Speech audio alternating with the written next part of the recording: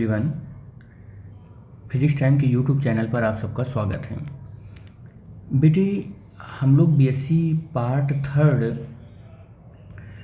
में paper first कर रहे हैं जिसका नाम है रिलेटिविटी एंड स्टैटिस्टिकल फिजिक्स, और जिसमें हम यूनिट 4 कर रहे हैं जिसका नाम है Maxwellian distribution and quantum statistics.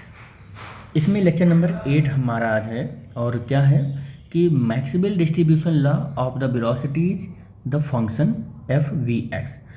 हम इससे पहले भी ये लेक्चर कर चुके हैं जिसको हमने नाम दिया है लेक्चर नंबर 7, और उस लेक्चर नंबर 7 को हम यहाँ पर एक अल्टरनेट मेथड से करने चल रहे हैं, एक दूसरे मेथड से करने चल रहे हैं, जो कि जिसमें हम ये समझने की कोशिश करेंगे कि मैक्सवेलियन डिस्ट्रीब्यूशन लॉ ऑफ वेलोसिटी क्या होती है। लेकिन इसे ड्राइव करने से पहले कुछ गैस मॉलिक्यूल्स का जो कुछ कंडीशन है वो जान लेते हैं कि गैस मॉलिक्यूल्स किन कंडीशंस को ओबे करते हैं। ये जानना बहुत ज़रूरी है इस टॉपिक को पढ़ने से पहले। तो मैं यहाँ पर कुछ कंडीशंस लिख रहा हूँ जो कंडीशन गैस मॉलिक्यूल जनरली ओबे करते हैं। The number of gas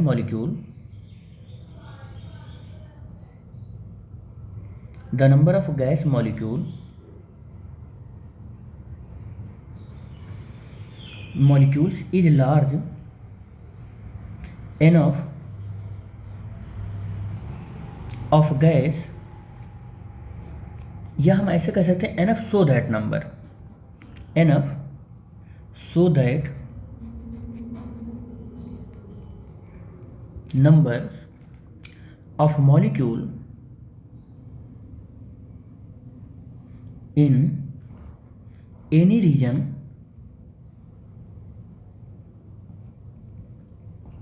is the same and that the molecules possess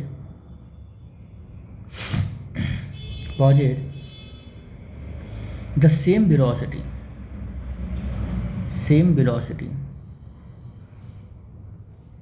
velocity velocities in all direction.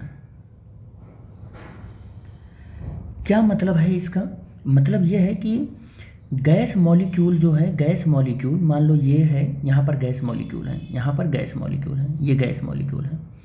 In gas molecules की जो संख्या होती है, नंबर ऑफ गैस मॉलिक्यूल्स, ठीक है, इतनी अधिक होती है, कह सकते हैं कि हाईली लार्ज होता है। क्या होता है? हाईली लार्ज होता है। इतनी अधिक होती है कि किसी भी क्षेत्र में, अगर यहाँ पर कहें किसी भी, जहाँ पर भी ये गैस रखे गए हैं, इतनी अधिक होती है कि किसी भी पर्टिकुलर क्षेत्र के अंदर हम नंबर ऑफ गैस मॉलिक्यूल से ले लें, तो अगर मान लो इसमें N1 है, इसमें नंबर ऑफ मॉलिक्यूल N2 हैं, इसमें नंबर ऑफ मॉलिक्यूल N3 हैं, तो किसी भी क्षेत्र में अगर हम बात करें तो गैस मॉलिक्यूल्स की संख्या लगभग समान ही होती है, ठीक है। मान लो ये क्षेत्र A1 है, ये वाला क्षेत्र A2 है, ये वाला क्षेत्र A3 है, और इसमें नंबर ऑफ मॉलिक्यूल N3 है, इसमें नंबर ऑफ मॉलिक्यूल N2 है, इसमें नंबर ऑफ मॉलिक्यूल N1 है। तो इस रीजन में इतना ज़्यादा नंबर ऑफ गैस मॉलिक्यूल्स हैं कि किसी भी एरिया में अगर आप बात करें, किसी भी क्षेत्र में बात करें, तो नंबर ऑफ मॉलिक्यूल्स वो लगभग समान ही होते हैं। आपने यही लिखा है यहाँ पर, ठीक है। समझ में आ रहा है? ये जो मैक्सवेलियन डिस्ट्रीब्यूशन लॉ ऑफ वेलोसिटीज़ है, इसमें ये सारे एजम्पशन काम आने वाले हैं, इसलिए इनको मैं बहुत अच्छे से आपको समझाने की कोशिश कर रहा हूँ कि number of gas molecules are large, बहुत ज़्यादा लार्ज होते हैं और एनफ होते हैं, इतना ज़्यादा लार्ज एनफ होते हैं कि number of molecules of any region, इस एरिया के अंदर किसी भी रीजन में अगर नंबर ऑफ मॉलिक्यूल्स लें तो लगभग हर एक रीजन में वो समान ही होंगे। दूसरी कंडीशन इसी में कह रहा है कि इसकी वजह से, नंबर ऑफ मॉलिक्यूल समान होने की वजह से, इन सब रीजन में नंबर ऑफ मॉलिक्यूल समान होने की वजह से रिजल्ट में क्या आएगा कि इस रीजन के अंदर जो velocity of the gas molecules है, वो लगभग समान होता है या इक्वल होता है। यानी कि हम ऐसा कह सकते हैं कि वेलोसिटी अप्रॉक्सीमेटली लगभग कांस्टेंट होती है। और कौन सी वेलोसिटी की बात हो रही है? नेट वेलोसिटी की बात हो रही है कि गैस मॉलिक्यूल्स की वो क्या होती है, लगभग कांस्टेंट होती है। तो ये बात याद रखें कि गैस के मॉलिक्यूल्स की नंबर इतनी अधिक होती है, इस रीजन के अंदर इतनी अधिक होती है कि किसी भी एरिया के अंदर, किसी भी रीजन के अंदर यहाँ पर नंबर ऑफ मॉलिक्यूल्स जो है वो समान होती है डिफरेंट डिफरेंट रीजन में। यहाँ पर इस एरिया के अंदर जितने भी डिफरेंट रीजन हैं उन सब जगह पर नंबर ऑफ मॉलिक्यूल समान होती है, और जिसकी वजह से जो मॉलिक्यूल्स की स्पीड होती है या वेलोसिटी होती है उसकी दिशा भी लगभग लगभग समान होती है। डायरेक्शन आर सेम, डायरेक्शन भी लगभग लगभग क्या होती है, सेम होती है। ये फर्स्ट अजम्पशन आपको आना चाहिए अगर आप पढ़ना चाहते हैं ये डेरिवेशन। तो अल्टरनेट मेथड से कर रहे हैं, इससे पहले हमने एक मेथड से कर दिया है इसको, ये दूसरा मेथड है। दूसरा अजम्पशन क्या आना चाहिए आपको, सेकेंड अजम्पशन क्या आना चाहिए आपको, the velocities along the three perpendicular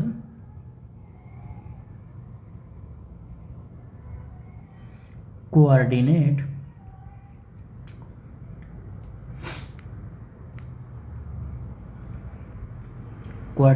axes are independent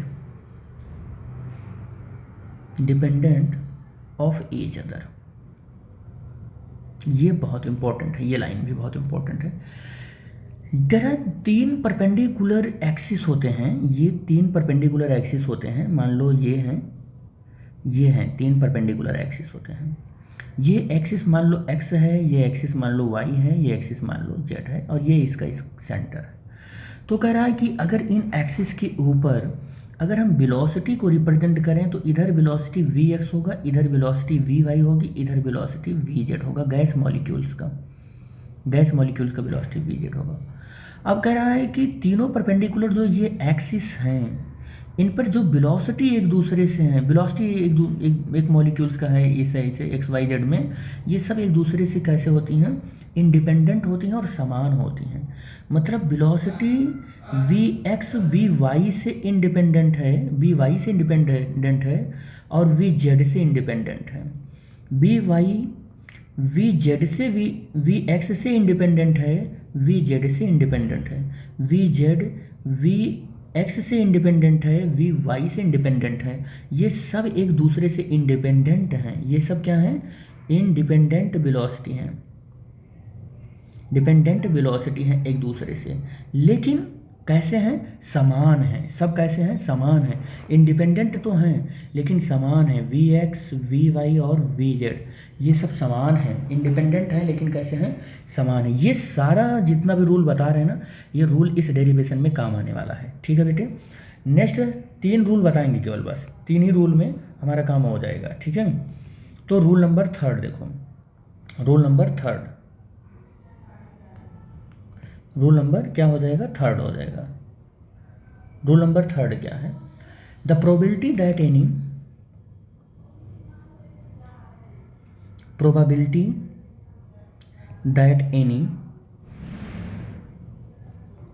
molecule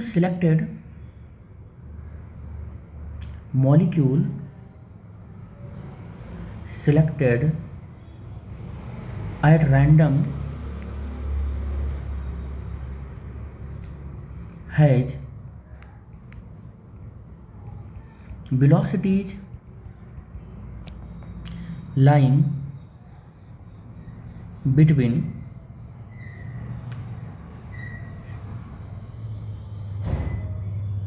certain limits is purely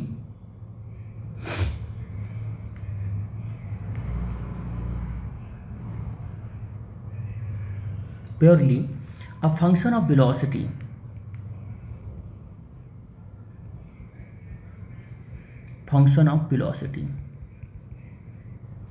ठीक है, function of velocity end of the limit considered क्या होगा, ये कंसिडर्ड होगा। अब ये क्या कहना चाह रहा है, इस पर भी हम थोड़ी सी चर्चा कर लेते हैं कि ये क्या कहना चाह रहा है। ये कहना ये चाह रहा है कि यहाँ जो प्रोबेबिलिटी की रैंडम रूप है, प्रोबेबिलिटी की जो रैंडम रूप है या रैंडम जो फॉर्म है, ये जो सिलेक्ट किया है आपने, प्रोबेबिलिटी की जो रैंडम रूप है जो आपने चुन लिया है, तो प्रोबेबिलिटी की रैंडम रूप से चुने गए किसी भी मॉलिक्यूल का जो वेलोसिटी है, प्रोबेबिलिटी की रैंडम रूप से चुने गए किसी भी मॉलिक्यूल की जो वेलोसिटी है कुछ लिमिट के बीच है। याद रखना, ये सारी बातें याद रखना, मैं यहाँ लिख ही देता हूँ। यहाँ जो प्रोबेबिलिटी है, प्रोबेबिलिटी की जो रैंडम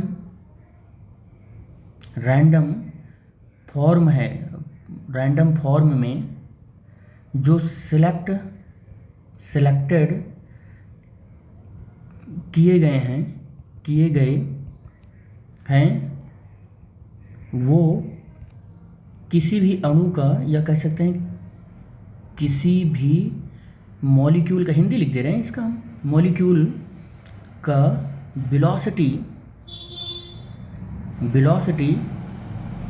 कुछ लिमिट के अंदर है, कुछ लिमिट के बीच हैं, ऐसे लिख देते हैं, के बीच हैं, ठीक है। और पूरी तरह से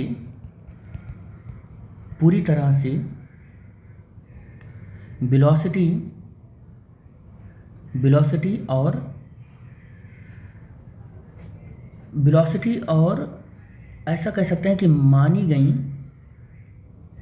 सीमाओं का एक कार्य है, ऐसा लिख सकते हैं, सीमाओं का एक कार्य है। अब आपको ये समझ में आ गया होगा, कार्य है, ये समझ में आ गया होगा कि हमने क्या यहाँ पर लिख रखा है।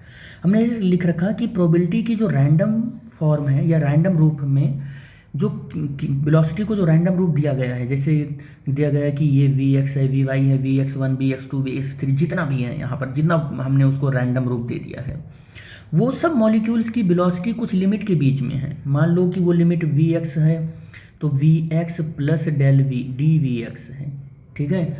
और मान लो Vy है तो उसकी वेलोसिटी की लिमिट है Vy प्लस डेल Vy है।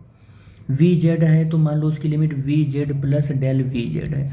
तो हमने ये कहा आपसे कि प्रोबेबिलिटी की जो रैंडम फॉर्म है यहाँ पर जो सिलेक्ट किए गए हैं हमने वेलोसिटी की, उन मॉलिक्यूल्स की वेलोसिटी कुछ लिमिट के बीच में है। यहाँ लिमिट वही बता रहा है, देखो डेल Vz के बीच में है, यही लिमिट के बीच में है, और पूरी तरह से वेलोसिटी और मानी गई सीमाओं के बीच ही कार्य कर रहा है, बाहर नहीं जा रहा है। यानी हमारे हर एक एक्सपेक्टेशन इसी लिमिट के अंदर ही हैं, लिमिट से बाहर नहीं जा रहे हैं।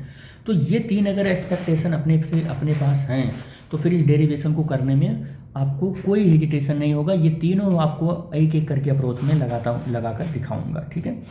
अब हम इस डेरिवेशन पर चलते हैं और डेरिवेशन को सॉल्व करते हैं। तो डेरिवेशन को सॉल्व करने के लिए हम क्या करते हैं कि सबसे पहले अपना अजम्पशन लेते हैं कि let OX, OY and OZ are perpendicular axis with origin O। अब हमने क्या माना कि हमारे पास एक क्या है, कोऑर्डिनेट है, और कोऑर्डिनेट पर क्या हमने माना, और इसको आगे बढ़ा लेते हैं। कोऑर्डिनेट पर हमने क्या माना कि x है, y है और z है, और इसका ऑरिजिन O है, और ये x है, और ये क्या है, y है, और ये वाला एक्सिस z है, ठीक है। इस एक्सिस में जो वेलोसिटी है हम ये मानकर चल रहे हैं वो क्या है, Vz है। इधर जो वेलोसिटी है हम ये मानकर चल रहे हैं कि Vx है, और इधर जो वेलोसिटी है ये हम मानकर चल रहे हैं कि Vy है, ये वेलोसिटी का। और हमने एक स्पेस मान लिया, एक रीजन मान लिया, ये हमारे पास एक रीजन है, और इस रीजन में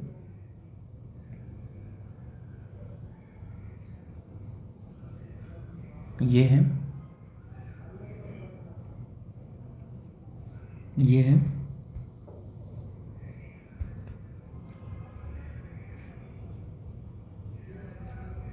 गड़बड़ हो रहा है ये डायग्राम, ये एक रीजन बन गया, चलो ये रीजन बन गया। तो इस रीजन में जो वेलोसिटी है वो वेलोसिटी, नेट जो वेलोसिटी है, सपोज कर लेते हैं वो वेलोसिटी कितनी है, v है, और इस डायरेक्शन में जो वेलोसिटी जा रही है, इस डायरेक्शन में जो वेलोसिटी जा रही है वो वेलोसिटी vx है, इस डायरेक्शन में जो वेलोसिटी जा रही है वो vy है, और इस डायरेक्शन में जो वेलोसिटी जा रही है वो कितना है, vz है। यहाँ पर एक जो मॉलिक्यूल हमने कंसीडर कर लिया है। यानी कि ये जो डायरेक्शन है ये वी एक्स का है, कितने का है, वी एक्स का है। और ये जो है हमारा डायरेक्शन ये कितने का है, ये वी, यहाँ पर मैं इसको मान लेता हूँ कि ये कितने का है, ये वी वाई का है, वी जेड का है, कितने किसका है, वी जेड का है। और ये वाला कितने का है, किसका है, ये वी जेड का है, ये वेलोसिटी। अगर मुझे यहाँ पर वेलोसिटी रेंज मानना होगा तो वेलोसिटी रेंज हमें थोड़ा सा एक्सटेंड करना होगा, वी जेड से V Z plus del V Z, V Y से V Y plus del we Y, ऐसे हमें मानना पड़ेगा। और ये वाई होगा, ये वाई होगा, ठीक है। तो ये हमारे पास हो गया। हम इस वाले डायग्राम को एक नाम दे देते हैं जिसका नाम है वेलोसिटी डायग्राम। क्या नाम दे रहे हैं इसको हम, वेलोसिटी डायग्राम नाम दे रहे हैं। क्या नाम दे रहे हैं, वेलोसिटी डायग्राम, ठीक है। और हाँ एक चीज़ और याद रखना, अच्छा एक मिनट, हमने यहाँ से ना ये जो पार्टिकल है इसको v माना है। आप ऐसा मानकर चलो कि ये जो है ना ये वी जेड है और y से ऐसे एक्स वाई से, एक मिनट गड़बड़ हो गया थोड़ा सा, वी एक्स से देखो इस पार्टिकल की जो डिस्टेंस है x एक्सिस से वी एक्स है, y एक्सिस से वी वाई है, z एक्सिस से वी जेड है। तो अब ये जो होगा ना वो डी वी एक्स होगा, देखो गड़बड़ हो गया थोड़ा सा एजम्पशन में, डी वी जेड होगा ये।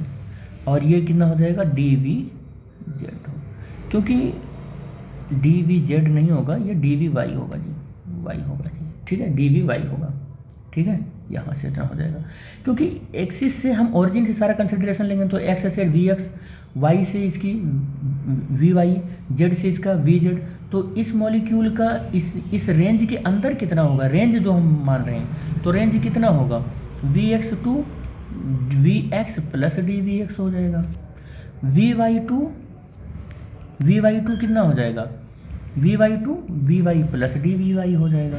और वी जेड कितना हो जाएगा, v Z plus d V Z हो जाएगा। ये इसका रेंज है, जिस रेंज के अंदर हमने मॉलिक्यूल्स को मान लिया है, ठीक है। अब आगे हमारा जंक्शन क्या होगा, जितना हमने किया है उसको लिख लेते हैं थोड़ा सा। वेलोसिटी द वेलोसिटी v है कंपोनेंट्स vx माना है, vy माना है, और क्या माना है, vz माना है। और किसके अलॉन्ग माना है, along the three axis x y z respectively, यही तो माना है हमने। अब अगर इनकी नेट वेलोसिटी आप कैलकुलेट करेंगे ना तो क्या कैलकुलेट कर पाएंगे, मालूम है क्या कैलकुलेट कर पाएंगे, v square equal to v x square plus V Z square plus we Y square plus V Z square. आप कुछ भी कर सकते हो, v Y square plus V Z square, ये आप कर सकते हैं। और इसे आप इक्वेशन नंबर 1 मान लीजिए, अब यहाँ पर हमें फंक्शन के तौर पर कुछ काम करने हैं तो फंक्शन का अजम्पशन भी यहाँ पर हमको लेना पड़ेगा, ठीक है। तो फंक्शन का अजम्पशन क्या है कि सिंस एफ वी एक्स और डी वी एक्स ऐसे लेते हैं, रिप्रेजेंट द प्रोबेबिलिटी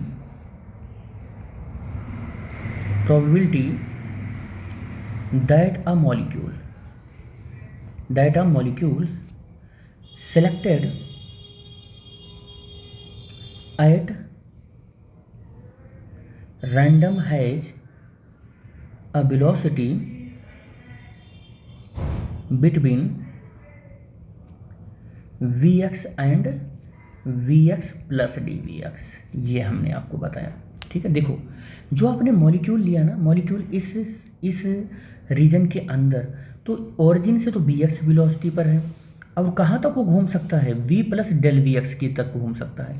ओरिजिन से मान लो एक्स एक्सिस में, देखो एक्स एक्सिस में कहाँ तक है, ये एक्स एक्सिस में मान लो वी एक्स डिस्टेंस पर है, कहाँ तक घूम सकता है, ये कितना है, ये इतना है, डी वी एक्स है, तो कहाँ तक घूम सकता है, ये v से v x to v x plus d we x तक घूम सकता है। यही इसकी लिमिट है, यही इसकी रेंज है, यही इसकी क्या है, रेंज है ये, ठीक है, यही इसकी रेंज है। ऐसे वाई एक्सिस में ओरिजिन से कितने पर है, ये वी वाई पर है, और कहाँ तक घूम पा रहा है ये, d we x b y तक, डी बी वाई तक घूम पा रहा है, तो इसकी रेंज कितनी हो गई, b y to v Y plus d we y हो जाएगा।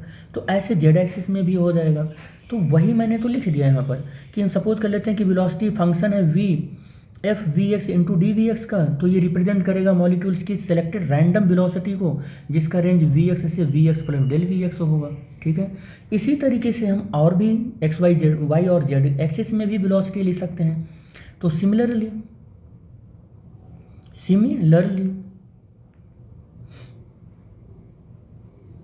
सिमिलरली क्या करोगे अब आप, तो similarly the probability that the molecule will have velocity between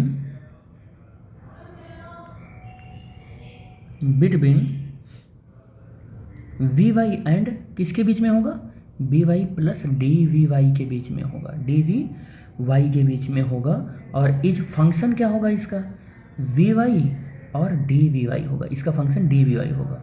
and between Z वाला कहाँ पर होगा, यानी कि वी जेड एंड क्या होगा, V Z plus d V Z होगा। और फंक्शन इसका क्या होगा, इसका फंक्शन होगा वी जेड और डी वी जेड होगा, ये इसके फंक्शन हो जाएंगे। भाई देखो, इस रेंज में वेलोसिटी अगर है यहाँ से यहाँ तक है तो उसका फंक्शन ये हो रहा है, और अगर इस रेंज में वेलोसिटी है ये इस रेंज में, तो यहाँ पर ये फंक्शन हो रहा है। तो इस रेंज में अगर वेलोसिटी होगी तो फंक्शन ये हो जाएगा फंक्शन। ठीक है, समझ पाए ना, तो ये हो जाएगा इसका फंक्शन। ठीक, अब आप क्या कर सकते हो, नेक्स्ट लाइन से अपना अप्रोच और आगे बढ़ाते हैं। तो अप्रोच आगे बढ़ाने के लिए हमें कुछ अजम्पशन लेना पड़ेगा। Let a small volume, suppose कर लेते हैं कि हम स्मॉल वॉल्यूम लेते हैं एलिमेंट जो हमने लिया है ना क्यूब, तो वो स्मॉल एलिमेंट वॉल्यूम है, small element volume in velocity space जो है अपने पास वो क्या है, स्मॉल वॉल्यूम उसका, बताइए उसका स्मॉल वॉल्यूम क्या होगा, वेलोसिटी स्पेस का स्मॉल वॉल्यूम क्या होगा, लेंथ इसका del v x del we z, ऐसे लेंथ ब्रेथ और हाइट डेल वी वाई है। तो इस स्मॉल वॉल्यूम का वेलोसिटी रेंज में जो वॉल्यूम होने वाला है वो कितना होगा जी, वेलोसिटी रेंज में इसका वॉल्यूम कितना होगा भाई, एक आप ऐसे क्यूब बना लो, आप ऐसे क्यूब बना लो, आप ऐसे क्यूब बना लो, और आपने क्या कहा कि ये डी वी एक्स है, ये कितना है डी वी एक्स है, ये डी वी वाई है, डी वी जेड है, और आपने ये कहा कि ये डी वी जेड वाई है। तो अब इसका वॉल्यूम कैलकुलेट करना करोगे तो वॉल्यूम क्या होता है, लेंथ ब्रेथ इनटू हाइट। तो D we x D we Y और क्या करोगे, ये डी वी वाई और क्या करोगे डी वी जेड, यही तो होगा वॉल्यूम। तो इस स्मॉल वॉल्यूम एलिमेंट का यही तो है volume element, small volume element, इस स्मॉल वॉल्यूम एलिमेंट का वॉल्यूम कितना हो जाएगा, d we x D we Y और डी वी जेड हो जाएगा इसका वॉल्यूम। ठीक है, आगे लिख लेते हैं अपना अजम्पशन। आगे हमारा अजम्पशन क्या होगा, देखो आगे क्या होगा, in which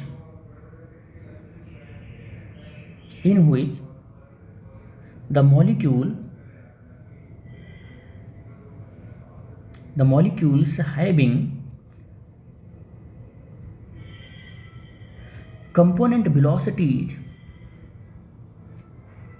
between Vx and velocity component कितना होंगे, Vx प्लस डेल Vx होंगे, और क्या होंगे Vy के कितने होंगे, Vy and Vy plus del V, velocity component यही तो होगा, और कितने होंगे Vz या and Vz plus del Vz होंगे, ये वेलोसिटी कंपोनेंट हो गए, ये क्या हो गए इनके वेलोसिटी कंपोनेंट हो गए।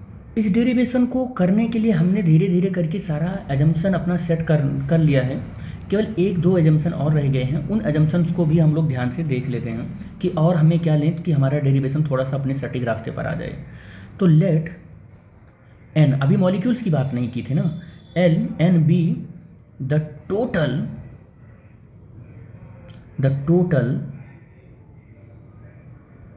number of molecules in given assembly of gas, in that Dn V the number of gas molecules in a small volume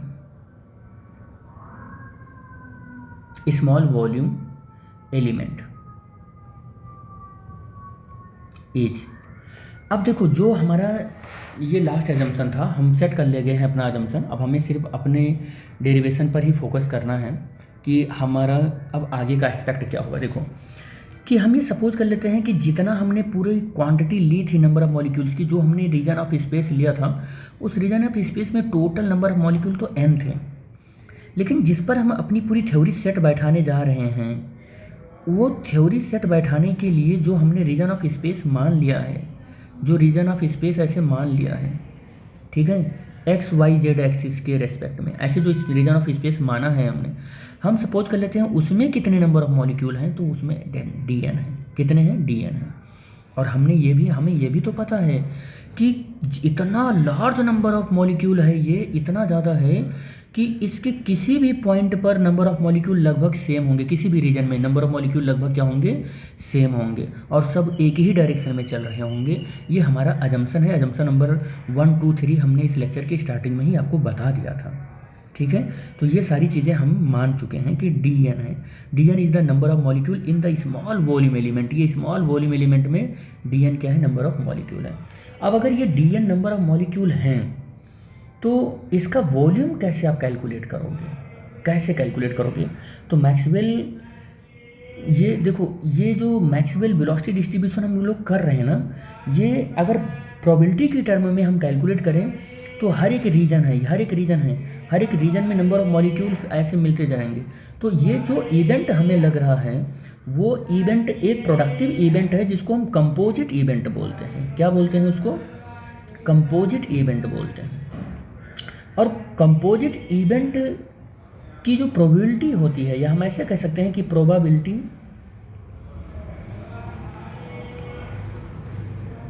अब कंपोजिट इवेंट जो होता है वो प्रोडक्ट रूल को फॉलो करता है। किसको फॉलो करता है? प्रोडक्ट रूल को फॉलो करता है।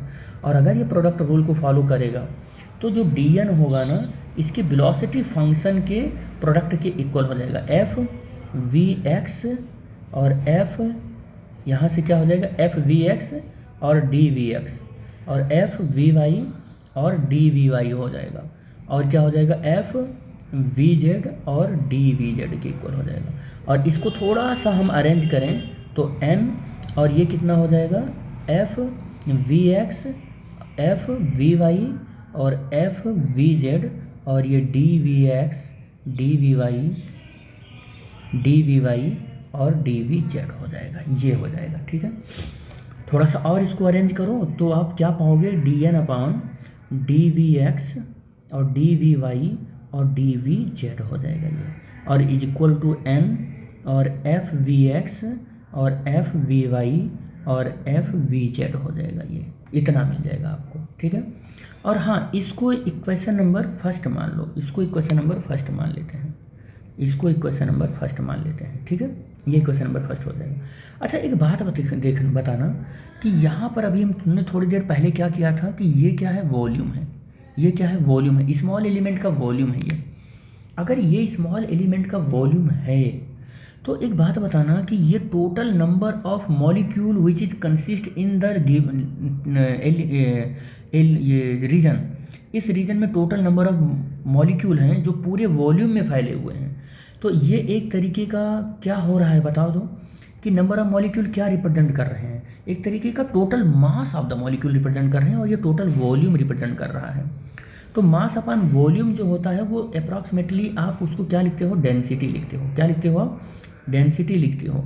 और density is equal to n हो गया। और ये सारा जो वेलोसिटी है, ये जो वेलोसिटी आपने लिख रखी है, इस वेलोसिटी के लिए भी हम आपको बता दें कि आप इसको क्या लिख सकते हो। क्या लिख सकते हो इस वेलोसिटी को आप फाई से रिप्रेजेंट कर सकते हो। किससे रिप्रेजेंट कर सकते हो?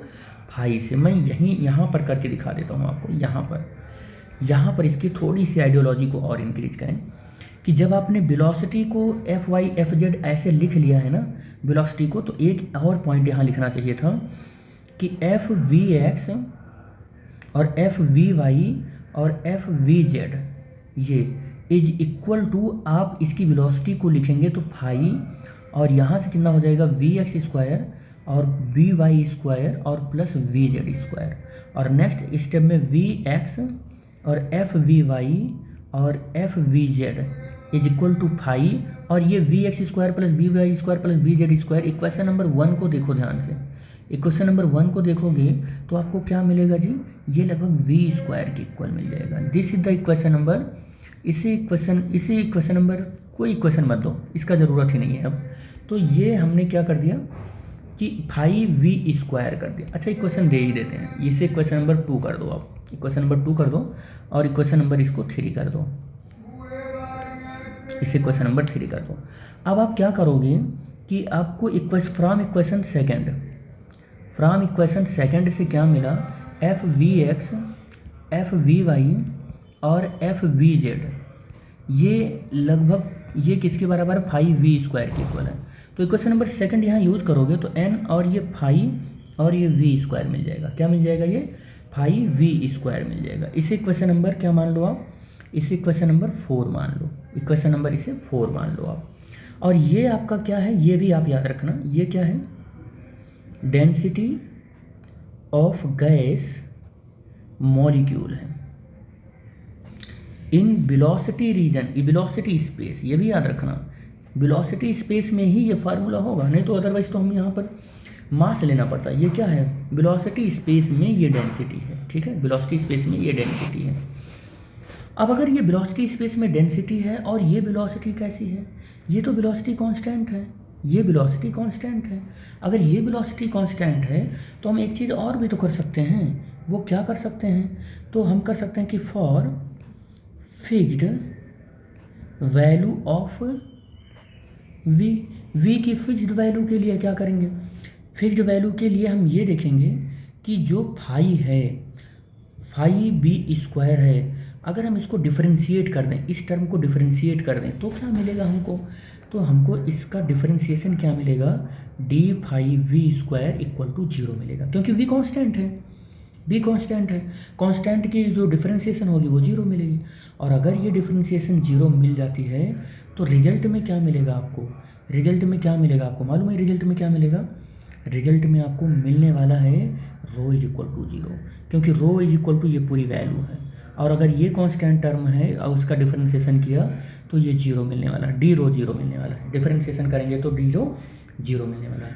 और अगर ये टर्म 0 मिल गया, ये टर्म 0 मिल गया, तो अगर हम देखें तो इस पूरे टर्म का डिफरेंशिएशन करें, इस पूरे टर्म का डिफरेंशिएशन करें तो क्या मिलेगा?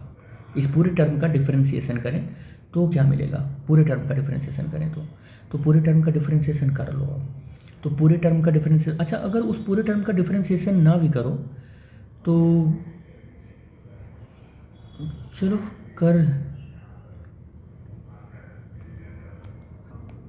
हम ऐसा कर लेते हैं कि ये पूरा जो हमारे पास एक इक्वेशन भी है, एक इक्वेशन ये है कि डी और एफ वी एक्स और ये यहाँ ब्रेकर लगा लेते हैं और एफ वी वाई और एफ वी जेड, इसका डिफरेंशिएशन भी 0 आना चाहिए, क्योंकि ये पूरा फंक्शन बता रहा है कि ये 0 है, ये 0 है, तो इसका डिफरेंशिएशन 0 आना चाहिए।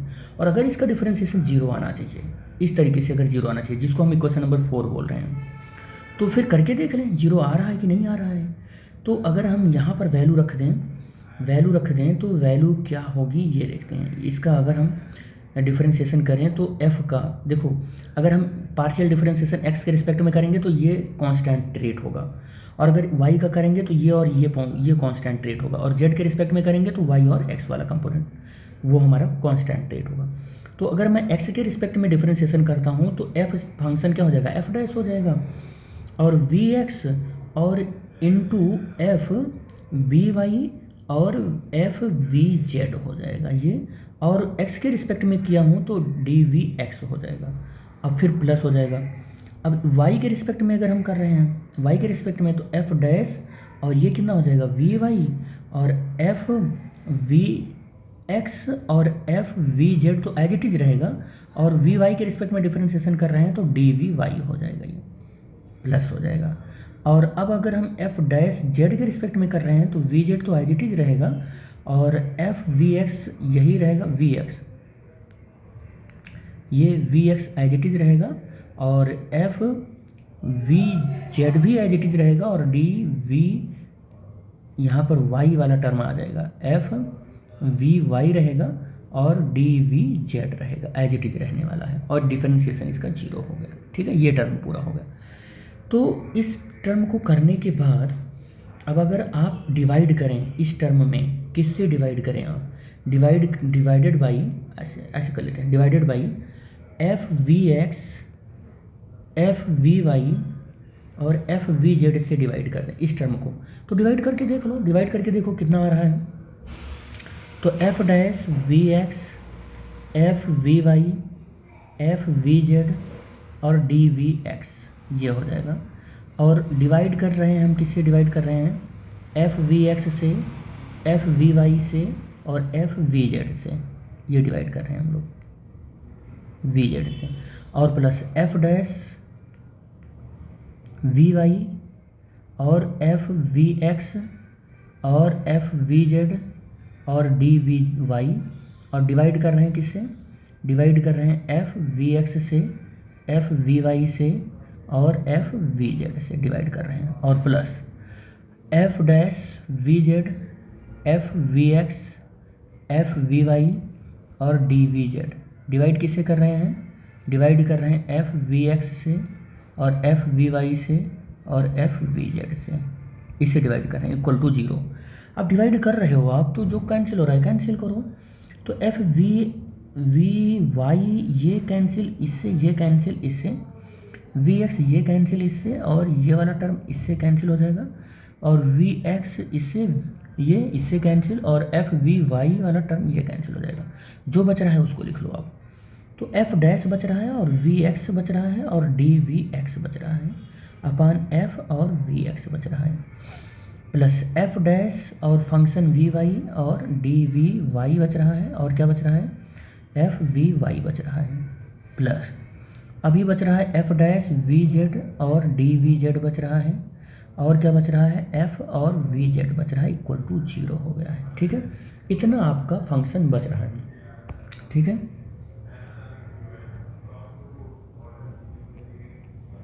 ठीक, इतना बच रहा है, अभी आपका फंक्शन है ये। अब आप देखें कि आपके पास एक इक्वेशन है, एक इक्वेशन है for fixed value of v, v की फिक्स वैल्यू है, और वो इक्वेशन क्या है मैं यहाँ लिख देता हूँ आपको। इक्वेशन ये है कि v x square plus we Y square plus V Z square, और वी की वैल्यू फिक्स है। जब वी की वैल्यू फिक्स है तो डिफरेंशिएशन इसकी क्या हो जाए, ये कांस्टेंट है, फिक्स का मतलब कांस्टेंट है, और कांस्टेंट है तो इसका डिफरेंशिएशन क्या हो जाएगा, इसका डिफरेंशिएशन क्या हो जाएगा, इसका डिफरेंशिएशन जीरो हो जाएगा, डिफरेंशिएशन जीरो हो जाएगा। तो जीरो और टू और वी एक्स, यही तो हो जाएगा इसका differentiation, zero two v x और डी वी एक्स और plus two v Y D we Y और प्लस टू और वी जेड और डी वी जेड, ये हो जाएगा डिफरेंशिएशन। और आप इसको सही कर लो आप, तो क्या मिलेगा, V x D we x we Y और D we Y D we Y V Y और वी जेड और डी वी जेड हो जाएगा, और टू को हमने कॉमन लेकर जीरो को इधर भेज दिया। ठीक है, तो इसको इक्वेशन को ही मान लो, इक्वेशन यहाँ पर भी मानना पड़ेगा, कहाँ तक हो गया 4 और ये 5 और ये क्या हो जाएगा, इक्वेशन नंबर 6 हो जाएगा, ये इक्वेशन नंबर 6 हो जाएगा। सारे इक्वेशन बनाते चलो आप, कोई इक्वेशन छोटा तो नहीं यहाँ पर, कोई इक्वेशन, चलो ठीक है, ठीक, तो ये हो गया। ठीक, अब देखो इक्वेशन नंबर 6 को ध्यान से देखो, उसमें अल्फ़ा से मल्टीप्लाई करो। तो इक्वेशन नंबर 6 में मल्टीप्लाइंग बाई अल्फ़ा, किससे मल्टीप्लाई करना है, अल्फ़ा से। तो V x D we x plus we Y और D we Y plus V Z और डी वी जेड और इक्वल टू 0। इसमें क्या करना है हमको, अल्फ़ा से मल्टीप्लाई कर देना है, अल्फ़ा से मल्टीप्लाई कर देना है। क्या मिलेगा हमको मिलेगा क्या, यहाँ पर v x D we x alpha v Y D we Y और अल्फ़ा वी जेड और D we z equal to 0। अब इस इक्वेशन को, जो 6 का सब इक्वेशन बना हुआ है, इस इक्वेशन को इक्वेशन 5 में ऐड कर दो। ये इक्वेशन नंबर 5 है। इस इक्वेशन में क्या करना है, हमको ऐड कर देना है। तो हम क्या करें कि एडिंग इक्वेशन 6 फर्स्ट सब इक्वेशन और प्लस इक्वेशन नंबर 5 ऐड कर दो। ऐड करोगे अब क्या हो जाएगा, पहला इसका फंक्शन देख लो, इसका function f dash we x upon f we x और डी वी एक्स, ये लिख लो आप। एफ डैश वी एक्स और कितना है एफ वी एक्स ये था और डी वी एक्स था, और प्लस आप इसको ऐड करना है अल्फ़ा वी एक्स और डी वी एक्स ऐड कर लिया हमने। दूसरा हमको फंक्शन मिलेगा, इसी से हम देखकर बना दे रहे हैं, वी वाई और क्या मिलेगा एफ वी वाई और डी वी वाई मिलेगा और प्लस अल्फ़ा वी वाई और डी वी वाई ऐड कर रहे हैं, और plus f dash v z ये मिलेगा और एफ वी जेड और मिलेगा डी वी जेड और प्लस अल्फ़ा वी जेड और डी वी जेड, यहाँ पर वाई हो जाएगा, ठीक है, डी वी जेड और इक्वल टू ये 0 मिलेगा। अब आप देखें ध्यान से, तो यहाँ पर डी वी एक्स कॉमन हो जाएगा, तो एफ डैश और वी एक्स ये हो गया, एफ और वी एक्स और प्लस अल्फ़ा वी एक्स ये हमने कॉमन कर लिया, डी वी एक्स कॉमन कर लिया, और प्लस एफ डैश और वी वाई और एफ वी वाई और equal two plus plus plus और अल्फ़ा वी वाई, इसमें हमने क्या कर लिया डी वी वाई कॉमन कर लिया, और प्लस अब क्या करना है हमको एफ डैश और वी जेड और अपान एफ वी जेड और प्लस अल्फ़ा वी जेड ये कॉमन कर लिया। यहाँ पर ये वी जेड कॉमन हो गया ना, और वी जेड ये हो गया डी वी जेड होगा, डी वी जेड ये हो गया इक्वल टू 0 हो गया, ठीक है। अब हम देखें कि अल्फ़ा के साथ क्या है हमारा कोई जो रिलेशन है, तो यार alpha is arbitrary function. Alpha क्या है, एक आर्बिट्ररी फंक्शन है as d we x D we Y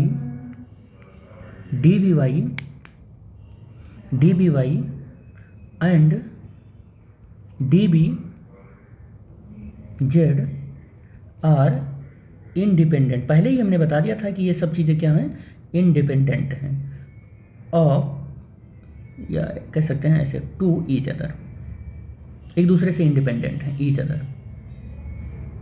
सो अब अगर ये सब एक दूसरे से इंडिपेंडेंट हैं तो क्या होगा, तो ये इंडिपेंडेंटली इधर 0 से इधर कंपेयर करवा लेंगे, कंपेयर कर लो दोनों साइड में, तो हमको मिलेगा F dash we X upon F we x ये मिलेगा, और प्लस क्या मिलेगा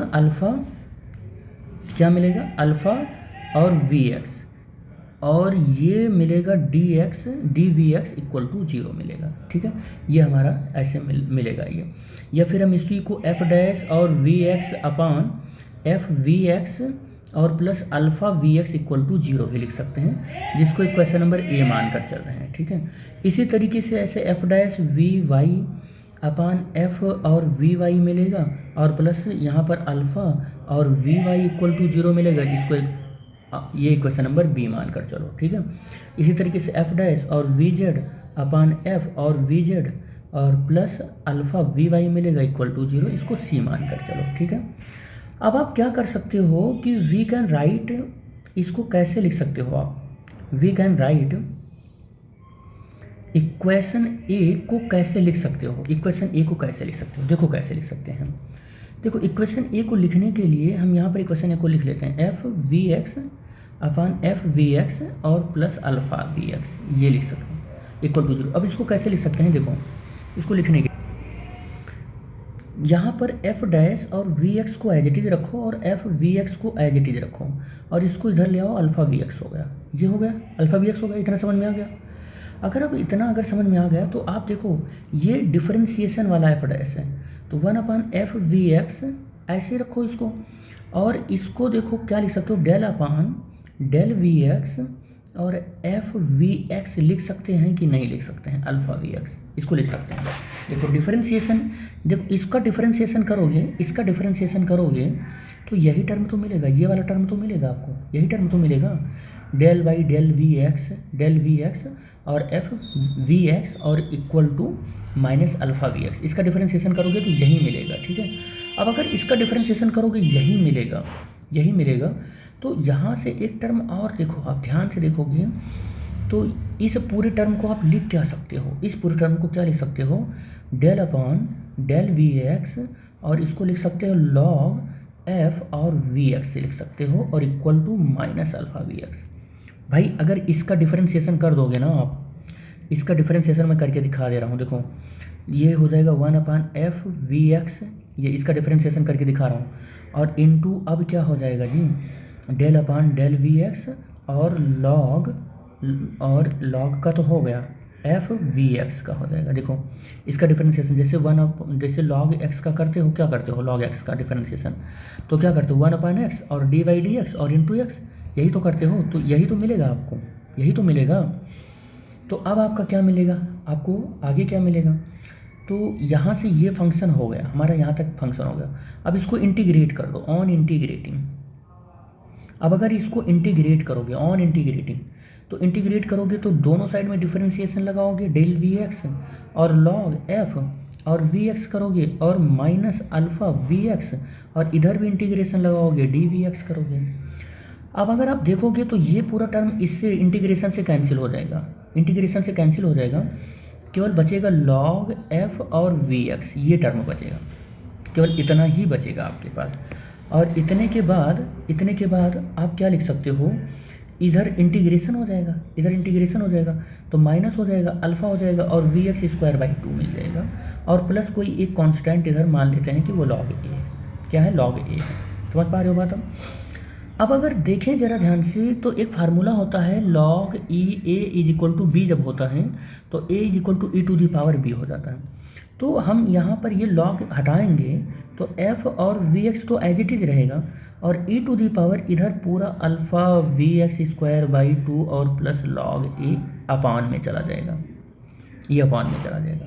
अब f और vx और e⁻−अल्फ़ा(v(x)² ऐसे रखो, और e⁻log a रख लो, अलग कर लो, इसको अलग कर लिया मैंने, और e⁻log a की जो वैल्यू होगी वो केवल a के बराबर हो जाएगी। तो f(v(x) e⁻−अल्फ़ा(v(x)² और इंटू a, और f और vx a हो जाएगा e⁻−अल्फ़ा और v(x)² हो जाएगा। ये आपका इक्वेशन हो गया, ठीक है, ये इक्वेशन मिल गया। अच्छा, इसी तरीके से सिमिलरली जो b वाला है एंड c वाला है वो क्या हो जाएंगे, वो क्या आएंगे, वो भी इसी तरीके से f और vy करके आ जाएंगे, और a e⁻−अल्फ़ा और ये by²2 हो जाएगा। ऐसे f और vz और ये कितना आ जाएगा, a e⁻−अल्फ़ा और vz²2 आ जाएंगे, यही सारी वैल्यू आ जाएंगे। अब हमारे पास एक इक्वेशन थी फ्रॉम इक्वेशन सेकंड, उस पर चलते हैं हम धीरे से। तो फ्रॉम इक्वेशन सेकंड पर चलो। इक्वेशन सेकंड क्या था, इक्वेशन बहुत बड़ा डेरिवेशन है ये, 1 से 1.5 घंटे का लेक्चर हो जाएगा पूरा ये। इक्वेशन सेकंड पर आ जाओ। इक्वेशन सेकंड मेरा क्या था, इक्वेशन सेकंड dn = कुछ करके ऐसे था, इक्वेशन सेकंड या थर्ड था कुछ, ये dn = था, ये इक्वेशन थर्ड था, ये इक्वेशन थर्ड है।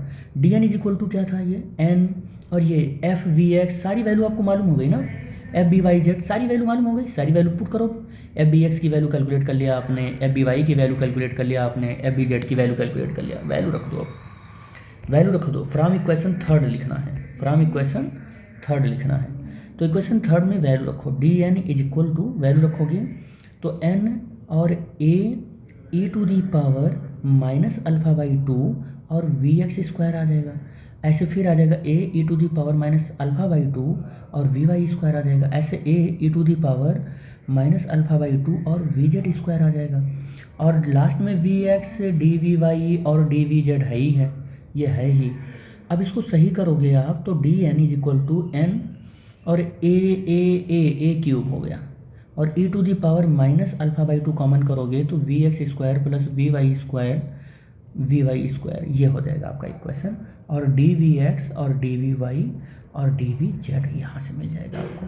ठीक है, यहाँ से आगे भी थोड़ा इसको हम सॉल्व कर लें। आगे सॉल्व करेंगे तो आगे क्या हो जाएगा, डी एन अपन इसको इसके अपॉन में ले आओ तो D we x D we Y और डी वी जेड हो जाएगा, और equal to N A to the power 3 E to the power minus alpha by 2 और V x square plus we Y square plus V Z square हो जाएगा। और ये आपको क्या मिलने वाला है, ये आपको डेंसिटी मिलने वाली है।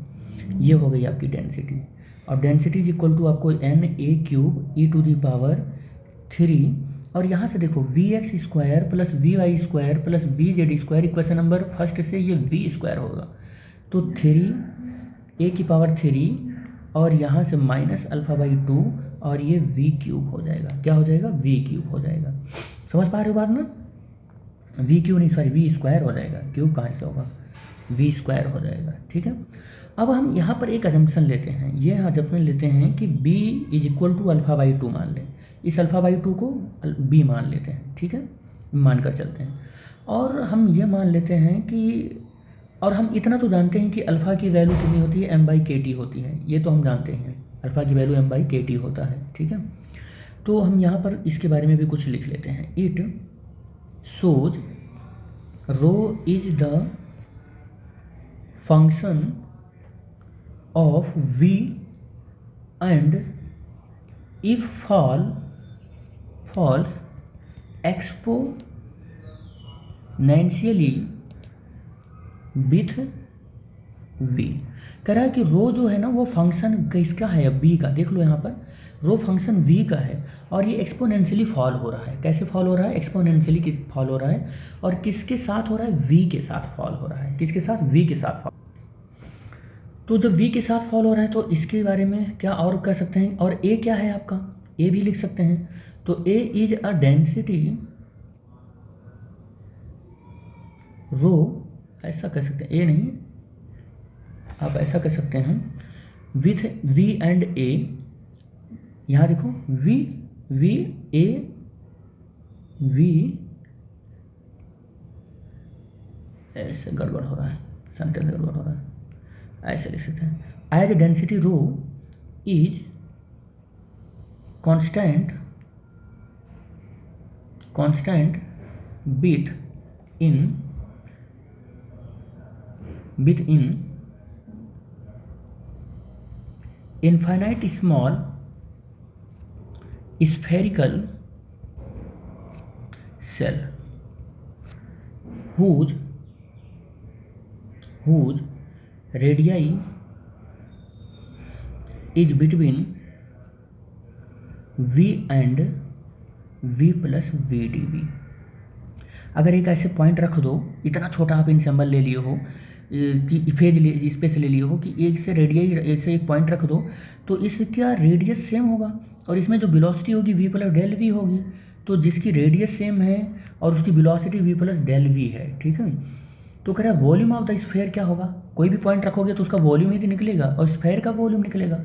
तो वॉल्यूम ऑफ स्फेयर क्या होगा, तो यहाँ से क्या हो जाएगा, वॉल्यूम ऑफ स्फेयर इज अब volume of sphere D we x D we Y और डी वी जेड क्या हो जाएगा।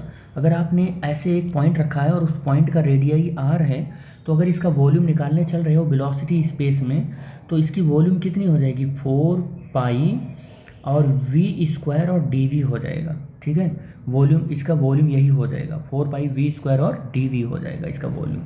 ठीक, अब ये हमारा है 4 pi V square D V square. इस इक्वेशन में जो ये इक्वेशन आपको मिली है, ये इक्वेशन इस इक्वेशन में पुट कर दो। इक्वेशन नंबर इसको क्या मान ले रहे हैं, 6 आगे हुआ है, 7 मान ले रहे हैं। चलो ठीक है, तो इक्वेशन नंबर 7 में ये वैल्यू पुट करते हैं। तो डी एन अपान कितना हो जाएगा, तो डी एन अपान ये हो जाएगा 4 पाई वी स्क्वायर और डी वी हो जाएगा ये, और एन ए क्यूब और E to the power minus और वी स्क्वायर हो जाएगा ये। इसको इक्वेशन नंबर क्या मान ले रहे हैं, 8 मान ले रहे हैं, इक्वेशन नंबर 8 मान ले रहे हैं, ठीक है, इक्वेशन नंबर 8 मान कर चल रहे हैं। अब यहाँ पर भी थोड़ा सा अपना क्लियर कर देते हैं सिनेरियो। हेयर ए एंड जो स्मॉल वी है ये है, और ये स्मॉल वी जो है आर कांस्टेंट, कैसे हैं ये, कांस्टेंट है, हुज वैल्यू, जिसकी वैल्यू कितनी है, इज गिवन बाई, क्या है इनकी वैल्यू, ए की value under root B by pi है, और जो वी की वैल्यू है वो एम बाई 2 के टी होता है, एम बाई 2 के टी होता है, ठीक है, ये वैल्यू होती है इनकी, ठीक है। अब आगे अगर आप सॉल्व करोगे इसको, इक्वेशन नंबर 8 को, इक्वेशन नंबर 8 ये है, इक्वेशन नंबर 8 को और सॉल्व करोगे तो डी एन इक्वल टू कितना मिलेगा आपको, 4 पाई और एन क्रॉस मल्टीप्लाई हो जाएगा ना, ये जो टर्म है इधर क्रॉस मल्टीप्लाई हो जा रहा है, 4 पाई एन क्या हो जाएगा, 4 पाई एन और बी बाई पाई और 3 बाई 2 और E to the power minus M by 2 K T और V square into V square D V, ये मिलेगा आपको, ठीक है, क्रॉस मल्टीप्लाई करके मल्टीप्लाई करोगे तो यही आ जाएगा। और D N is equal to 4 pi N और M by 2 pi K T और ये 3 बाई 2 हो जाएगा। हमने क्या किया है, बी की वैल्यू पुट कर दी है, बी की वैल्यू कितनी होती है, बी की वैल्यू यहाँ देखो, ए की वैल्यू कितनी है, under root B by pi है, तो ए का क्यूब है तो कितना हो जाएगा, बी बाई पाई और ये 3 बाई 2 हो जाएगा, तो हमने यहाँ पर वैल्यू 3 बाई 2 रखा, ठीक है। और अब क्या है, आगे क्या है, ए की पावर बी है और बी की value 2 M by 2 pi K T होता है, तो ये वैल्यू रख दिया। अब यहाँ पर बी की वैल्यू भी तो हम रखेंगे, यहाँ पर बी की वैल्यू रखेंगे तो M by 2 pi K T और पावर 3 बाई 2 हो जाएगा, ठीक है। तो ये वैल्यू सॉल्व कर लिया, ये सॉल्व कर लिया। अब ये सॉल्व कर रहा हूँ तो आगे आ जाएगा minus M V square by 2 K T और V square upon D V आ जाएगा। वी नो क्या जानते हैं हम लोग, कुछ और भी जानते हैं कि E इज इक्वल टू क्या आता है, हाफ एम वी स्क्वायर आता है, तो M V square equal to क्या आ जाएगा, 2E आता है, क्या आता है, 2E आता है। तो D N is equal to जो 4 पाई एन आया है M by 2 pi K T और ये 3 बाई 2 आया है और E to the power minus, ध्यान से देखना, एम वी स्क्वायर की जगह पर क्या रखेंगे, अब एम वी स्क्वायर की जगह पर क्या रखेंगे, 2E रखेंगे, 2E अपान 2 के टी और वी स्क्वायर डी वी, और ये 2 से 2 कैंसिल हो गया, यानी कि डी कितना हो जाएगा, ये डी ई कहाँ से हो गया, डी एन हो गया, डी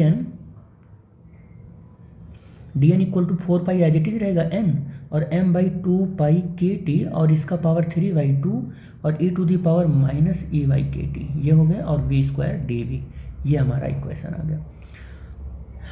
यही इक्वेशन को हम क्या बोलते हैं, इस इक्वेशन को क्या बोलते हैं जी, मैक्सवेलियन या मैक्सवेल ऐसे लिखते हैं, मैक्सवेल लॉ ऑफ वेलोसिटी, यही है Maxwell law of velocity distribution, यही है Maxwell law of velocity distribution है, ठीक है। इसी में एक चीज़ मैं और बता दूं आपको, वेलोसिटी डिस्ट्रीब्यूशन कर्व भी देख लो, देखो वेलोसिटी डिस्ट्रीब्यूशन कर्व भी देखो, वेलोसिटी डिस्ट्रीब्यूशन कर्व देखो क्या है, वेलोसिटी डिस्ट्रीब्यूशन कर्व देखो क्या है। वेलोसिटी डिस्ट्रीब्यूशन कर्व देखने के लिए कुछ पॉइंट्स हैं, उन पॉइंट्स को पहले नोट कर लो। The velocity possesses by maximum number of molecule, ये हम इम्पॉर्टेंट है, ये molecules is called a most probable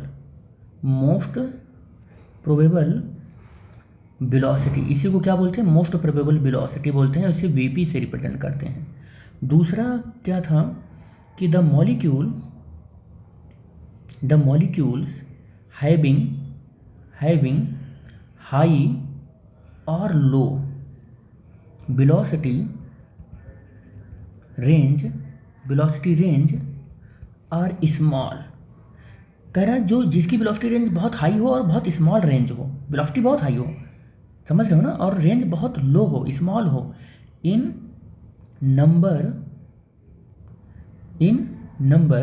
तो वेलोसिटी के लिए ये पहला इंपॉर्टेंट क्या है कि प्रोबेबल वेलोसिटी वो होती हैं जिनका मॉलिक्यूल क्या होता है, मैक्सिमम नंबर के होते हैं, ठीक है। Velocity possessed by the maximum number of the, जितने ज़्यादा से ज़्यादा मॉलिक्यूल मैक्सिमम नंबर होते हैं, मतलब velocity possessed by maximum number of molecule. Maximum number of molecules जो वेलोसिटी रखते हैं उसे हम मोस्ट प्रोबेबल वेलोसिटी बोलते हैं। और molecules having the high or low, कह रहा है कि जो मॉलिक्यूल्स बहुत हाई या लो वेलोसिटी रख रहे हैं, रेंज में रख रहे हैं, वो उनके बहुत स्मॉल नंबर हैं, बहुत छोटा नंबर है, यानी कि वो बहुत कम ऐसे नंबर ऑफ मॉलिक्यूल्स हैं जो बहुत लो या बहुत हाई वेलोसिटी रख रहे हैं। वेलोसिटी डिस्ट्रीब्यूशन कर्व पढ़ने से पहले ये आपको मालूम होना चाहिए। दूसरा क्या है, total area under the curve represents total number of molecule. ये भी आपको याद रखना चाहिए, मॉलिक्यूल, ठीक है। तो ये तीन चीज़ अगर आपको याद है कि total area under the curve represent the total number of molecule, तो चलो कर्व बना लेते हैं। ये कर्व है, ये कर्व बन रहा है, ये हमारा एक्स और ये हमारा है वाई एक्सिस, और जो कर्व बन रहा है कुछ ऐसे ही बनता है, ठीक है। इसको थोड़ा और आगे बढ़ा लें, ठीक, ऐसे बनता है। तो इसमें होता क्या है ना, कह रहा है कि जो मॉलिक्यूल्स मैक्सिमम, देखिए velocity possesses by the maximum number of molecule, maximum number of molecule जो वेलोसिटी रखते हैं उसे मोस्ट प्रोबेबल स्पीड बोलते हैं, और ये हमारा बीपी से रिप्रेजेंट होता है। और इधर हमने क्या रिप्रेजेंट किया है, स्पीड रिप्रेजेंट किया है, और इधर हमने क्या रिप्रेजेंट किया है, रिलेटिव नंबर ऑफ मॉलिक्यूल्स, ठीक है। इधर क्या रिप्रेजेंट करना है हमको, इधर रिप्रेजेंट करना है रिलेटिव नंबर ऑफ मॉलिक्यूल्स। तो यहाँ पर जो हमारी थ्योरी कह रही है उस थ्योरी को सेट करो। कह रहा है कि velocity possessed by the maximum number of molecule, जितने मैक्सिमम नंबर ऑफ मॉलिक्यूल्स जो वेलोसिटी रखते हैं उसे मोस्ट प्रोबेबल स्पीड बोलते हैं। तो यहाँ पर मान लो कि कुछ ऐसे हैं, ऐसे, तो यहाँ पर जो ज़्यादा से ज़्यादा मॉलिक्यूल यहाँ पर ऐसे होना चाहिए, ज़्यादा से ज़्यादा मॉलिक्यूल जो नंबर ऑफ जिस वेलोसिटी को रखते हैं उसे मोस्ट प्रोबेबल स्पीड बोलते हैं। और कह रहा है कि molecule having high and low velocity, बहुत हाई वेलोसिटी जो रखें और जो बहुत लो वेलोसिटी रखें, वो ऐसे बहुत कम नंबर ऑफ मॉलिक्यूल्स होते हैं, बहुत कम, बहुत स्मॉल नंबर होता है। Total area under the curve, ये जो एरिया है इस कर्व का, जो ये एरिया है, ये एरिया क्या रिप्रेजेंट करता है, टोटल नंबर ऑफ मॉलिक्यूल को रिप्रेजेंट करता है। तो this is the overall information regarding the maximal velocity distribution. I hope ये लेक्चर आपको पसंद आया होगा, और थोड़ा बड़ा भी है ये लेक्चर, लेकिन मैंने लिख कर समझाया इसलिए थोड़ा बड़ा है। अगर मैं पहले से लिख कर और समझाता तो फिर इतना बड़ा ना भी बनता। तो आई थिंक ये आपको समझ में आया होगा। Thanks for watching the video. Thank you बेटा।